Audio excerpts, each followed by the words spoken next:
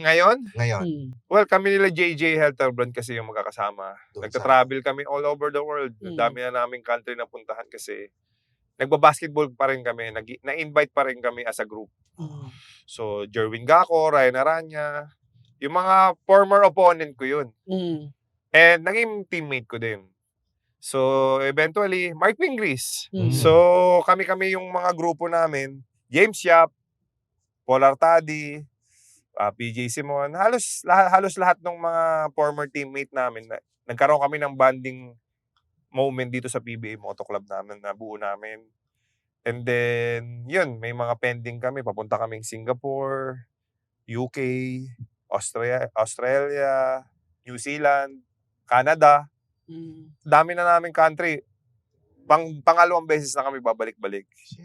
So nagugustuhan kami ng mga Pilipino kababayan natin all over the world. Mapapanood na nila kami mag-basketball, makikita pa nila magsayaw yung James Yap saka JJ Helterbrand. Sayaw? Sumasayaw talaga. Talaga? Tapos kumakanta-kanta na rin kami, para na rin kami concert.